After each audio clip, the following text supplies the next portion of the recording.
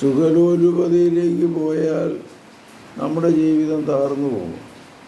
കർത്താവ് പറഞ്ഞിട്ടുണ്ട്, സുഖലോലുപത, മദ്യാസക്തി, ജീവിത വ്യഗ്രത ഇവയാൽ നിങ്ങളുടെ മനസ്സ് ദുർബലമാകുകയും ആ ദിവസം ഒരു കെണി പോലെ നിങ്ങളുടെ മേൽ വന്ന് വീഴുകയും ചെയ്യാതിരിക്കുവാൻ ശ്രദ്ധിക്കുക.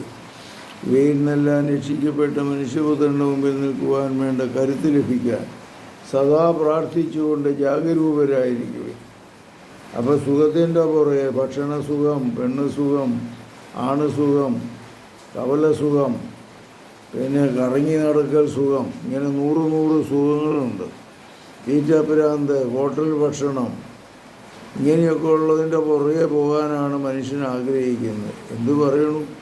അതിൻ്റെ ഫലമായിട്ട് ഈ സുഖലോലുപതയുടെ പിശാചി കയറി നമ്മളെ തകർത്ത് കളയുകയാണ്. അതത്തെ സുഖലോലുപതയിൽ നിന്ന് മോചനം നേടി ജീവിതത്തിലെ യഥാർത്ഥ ജീവിത തത്വങ്ങളനുസരിച്ച് ജീവിക്കുവാൻ, അങ്ങയുടെ പാതയിലൂടെ സഞ്ചരിക്കുവാൻ, ഇടുങ്ങിയ പാതയിലൂടെ സഞ്ചരിക്കുവാനൊക്കെ പാവരം ഞങ്ങൾക്ക് നൽകണമേ. സുഖലോലുപതയുടെ പിശാചി നിന്നിൽ നിന്ന് അകന്നു പോകട്ടെ. കഠിനാധ്വാനത്തിൻ്റെയും ഉത്തരവാദിത്വത്തിൻ്റെയും മാലാഖ നിന്റെ മേൽ വസിക്കട്ടെ. കർത്താവിൻ്റെ പാതയിലൂടെ സഞ്ചരിക്കുക. നീ നിൻ്റെ കുരിശും വഹിച്ചുകൊണ്ട് എൻ്റെ പിന്നാലെ വരുവാൻ വന്ന് പറഞ്ഞ കർത്താവിനെ അനുകരിക്കുവാൻ, പൈശാചിക ബന്ധനത്തിൽ നിന്ന് മോചനം നേടുവാൻ കർത്താവ് നിന്നെ സഹായിക്കട്ടെ.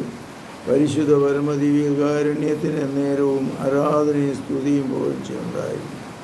ഈശോ മിശിഹായ്ക്കും സ്തുതിയായിരിക്കും.